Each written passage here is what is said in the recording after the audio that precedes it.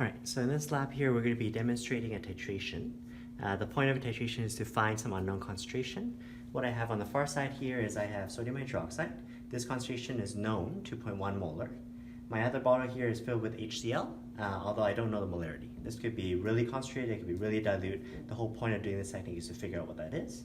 What I've done here is I've poured some of these solutions into their respective beakers here. I noticed that when I actually perform the titration, I'm actually going to be destroying the samples that we have, but because concentration is an intensive quantity, once I figure out the concentration of this unknown HCl, this HCl will be the same concentration as my stock bottle here, then I would know the concentration for other processes. So. First thing what I'm going to do here is I'm going to put the base. This time I'm going to put the base here in the burette. It actually doesn't matter where you put which one, just a matter of later on with the color change, whether the pink color is going to appear or disappear. By putting the base here in the burette here, we're going to look for the instance of pink showing up. So as I put the base here in the burette, I'm going to take the burette here off the stand first, make sure that the burette is in the closed position to begin with. I have my sodium hydroxide. Again, you're welcome to use a funnel if you need to, but if you can just do it fairly carefully here. Doesn't matter exactly how much you add. In fact, at the beginning here, because I don't know who else has used this burette before, it might be nice here to just fill up just a little bit of sodium hydroxide, actually tip the burette back and forth here, try to coat as much of the inside of the burette as you can, and hopefully this will help rinse off any of the solution. Obviously be careful not to tip it too far and make sure it doesn't come out this side. So that'll be just a quick rinse here. We're just gonna get rid of that. Now that I'm confident that this solution here, pretty much all the insides are filled with the base that we're using, we can reload again. Let's fill it this time something more than half. Remember, the thing for a titration here is you don't want to have to reload the base during a trial. That's going to introduce a whole lot of error. So provided that these concentrations here are fairly close, if you fill up something more than half here, that should be more than enough. So I'm just going to fill it up here. Remember, your burettes can be read in milliliters. Okay, so there's my base here and the burette here. I'm going to take a starting reading here of this burette. Just put this Erlenmeyer here. I'm going to take my starting reading here. Currently, we're between the 9 and the 10. Remember, we can read burettes to 2 decimal places. So I'm going to read the initial volume to be 9.65. If I'm doing an error, we can do 0.05. Remember, that doesn't mean that there's actually 9 mils in the burette. The 50 mils marked down here. I have some 40 mils in here. But remember, for a burette, we make a starting reading. Once my titration is done, I make an ending reading. By doing the subtraction, I can figure out how much volume I've actually dispensed. So that's pretty much it for the base. I'm just going to hang that over top here.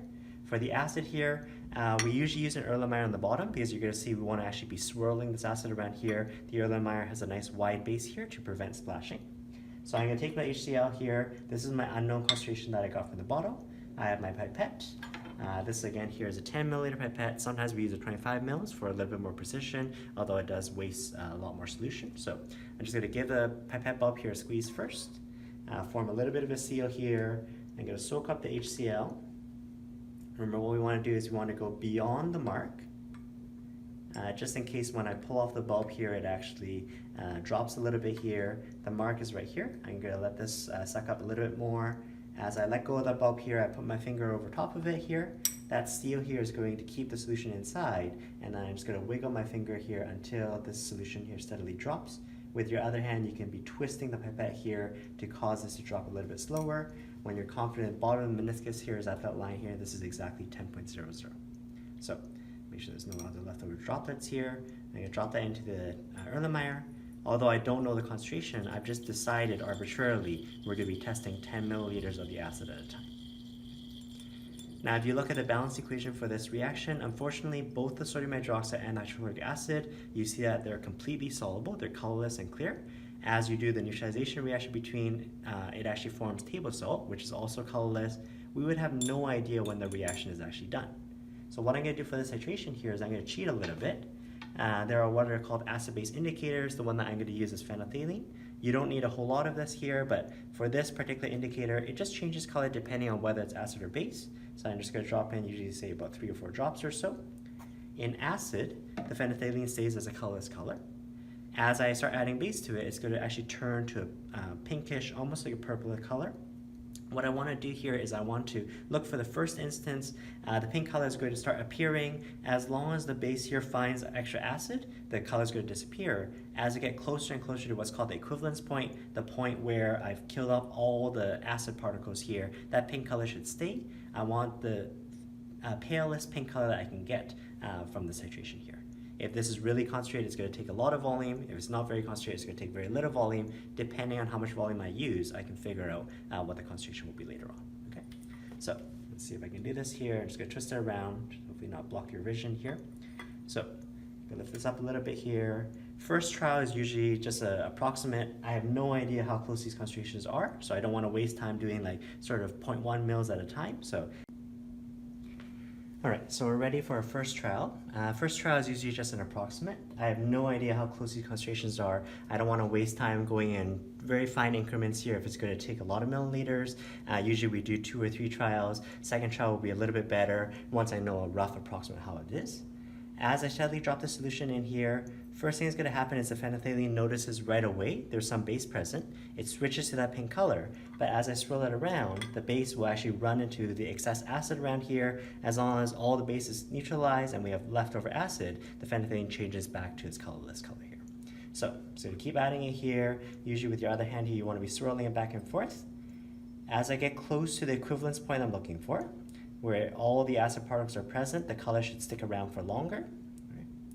So all I'm doing with my left hand here is I'm just shimmying the stopcock valve here, open, close, and with my other hand here, I'm just swirling around. Again, I just want to get a rough estimate of how much there is, and then we can set it up again here for a second trial. Okay. As you get closer and closer to the endpoint, that's actually a fairly nice endpoint color here.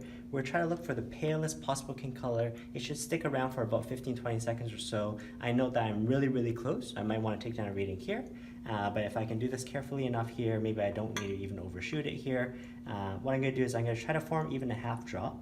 Maybe within a matter of a drop here might be too much. Okay, that was one single drop here. I swirl it around here. You see how sensitive it is. Okay. Now what you want to do here is you want to just swirl this around here a little bit. Make sure sometimes the acid is splashed over around the outsides here. I want to show you sort of what color the endpoint should look like here. Now the color might disappear over time because there's a bunch of carbon dioxide in the air as well. But again, what we're doing is we're trying to find the palest possible pink color that we have. That's not a bad color there. It's sticking around for about 15-20 seconds or so. Looking at eye level here, I'm going to make this reading here. So this one, currently we're between 28 and 29. I'm just going to record this down here as 28.21. Again, if you're doing an error, 0.05. By doing that difference there, I noticed I needed about 13 milliliters or so as a setup for the second trial. I just want to make sure I have at least 13 so I don't need to reload during a trial. Okay? Just to show you what an overshot color would look like, I can just squirt down this leftover half drop here. Okay? And definitely once this is a sort of that pink color here, we know we overshot. We now know we need to do it again here. Just for demo purposes here, I mentioned there's a lot of carbon dioxide in the air here. Carbon dioxide is a non-metal oxide. When it actually hits water, it becomes acidic. So what you can do here, just for demo's sake here, I'm just going to breathe into this Erlenmeyer here and we'll see what happens to the color. Swirl around a little bit here.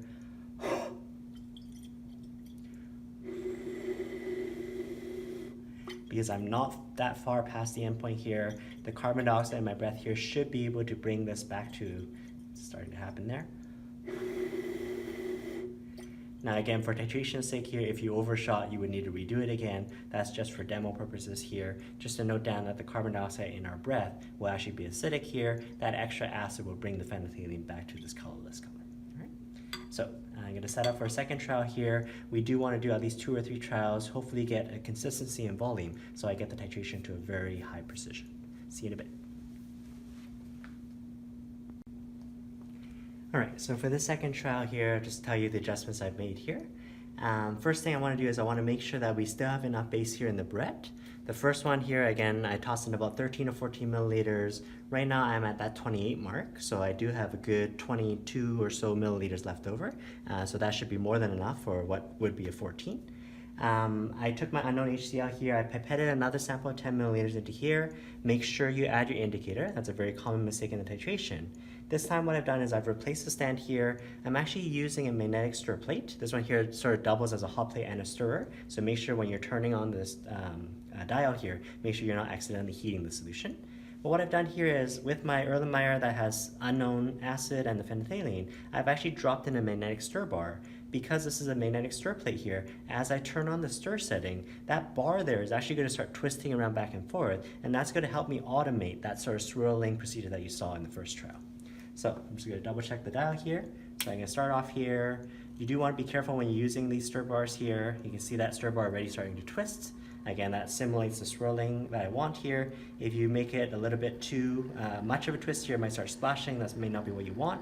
And depending on the stir plate here, it's not every part on the plate here that actually has the magnet underneath it. So you do want to sort of move the Erlenmeyer so that the swirling here is what you want. Just gonna dial it down just a little bit here.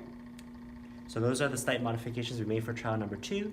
Because we're looking for something about 14 milliliters, I'm starting at my 28.21, so that was my ending reading from before. Again, I'm going to do a 0.05 as an error if we're doing error here. Because I know I need upwards of 13 or 14 mils here, I'm just going to toss in 10 milliliters safely because I know the acid is at least needing that much base. So here we have about the 28 mark here. I'm going to find where the 38 mark is, and I'm just going to just dispense that all at once here. The swirling just sort of covers that part there. And as I get closer and closer to the endpoint, here's where I want to do a little bit more fine tuning here, drop it in a little bit slower. You see it's a little bit easier because that thing is doing the stirring for me. Okay. And as I get closer and closer to the endpoint, again, we're looking for the palest possible pink color that we can see for this titration. Okay. You saw towards the end of trial number 1 here, sometimes it was within a matter of a drop that we overshot the endpoint. So sometimes what you're going to do here is you're going to have a half drop.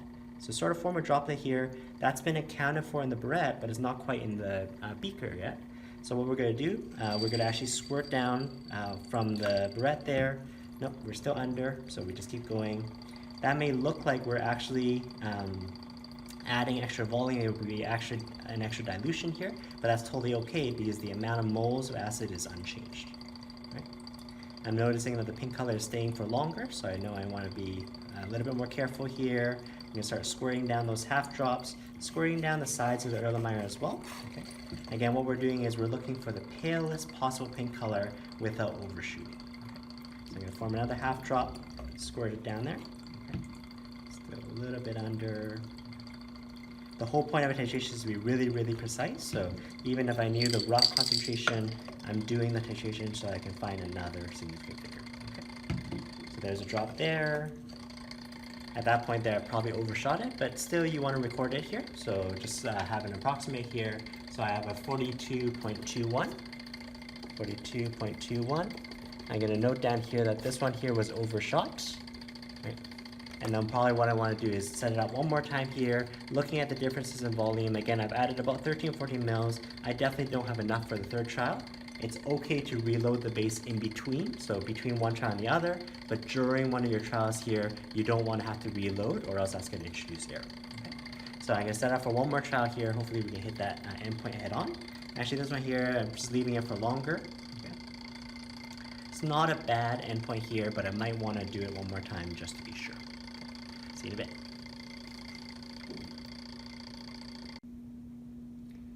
Alright, so we're ready for one last trial. Again, what I've done here is I've pipetted in 10 mils of our acid. I've added our phenolphthalein indicator. I've dropped the stir bar in as well, so that magnetic stir plate here can be swirling around for us here. Remember, my burette here was fairly empty near the end of the second trial. I've reloaded it here. The exact amount doesn't matter because you're going to take a starting reading. Once the titration is done, you're going to take an ending reading. It's always the difference that we're actually tossing in. The second trial that was slightly overshot here was about another 13 or 14 milliliters. So again, just like we did in trial 2, I'm going to toss in maybe 10 milliliters safely and then start doing it drop-wise from there. So I'm just going to turn on the stir plate. Make sure you do have a starting reading. So I'm going to record that down here. Currently, as I randomly refilled it in between trials, I'm between 16 and 17. I'm going to record this down as 16.52 plus or minus 0.05. So that's 16 here. I need about 14 for the endpoint. So I'm going to just go through 10. So let's go between 16 and 17. Let's go down to 26. So that one there should be fully safe, right? Because I'm nowhere near the equivalence point. As I get closer and closer to the endpoint here, I probably do want to do it drop-wise, slower, maybe even half drops. Again, try to hit a nice endpoint. We're looking for the palest possible pink color as possible, so that within a matter of a drop, it's going to be overshot afterwards. So I'm noticing that the pink color is staying for longer. The stir bar is helping me with all the swirling that I would need. Okay. Getting fairly close here. I have my water droplet bottle here to squirt down any side drops. Squirt down the sides as well. Okay. Try to add in a drop at a time.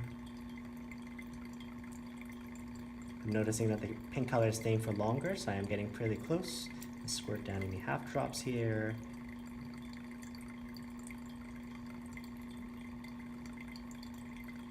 And overshooting it is within a drop, so you don't want to be really, really careful. Right? That was one single drop here. It's almost overshot. That actually is a nice endpoint here. I see a trace of pink color, maybe a little bit under, so let's just squirt down a half drop there. There we go, that's a nice looking endpoint. So it's a faint pale pink color, okay? And what I want to do is I want to just take down that reading because the color stuck around for about 10-15 seconds or so. So this one here I'm going to record down as 30.50, plus minus 0.05, okay? Just to verify, I've already taken that reading down here. Let's drop in one drop, okay? If I'm correct here, I would be overshooting the endpoint. Within that one single drop there, you see that the pink color sticks around for longer. Okay. So you need to use your judgment a little bit here. You want to look for sort of the first instance of this color sticking around here. Actually not too bad as well. You can make your adjustments here. You might want to take that as a new reading here, but I just want to show you again here. With a matter of one single drop, if I now have excess space, the phenolphthalein complains, and now it's fully pink, now you need to do it over again. So you want to be really, really precise, really close to the equivalence point. Thanks, guys.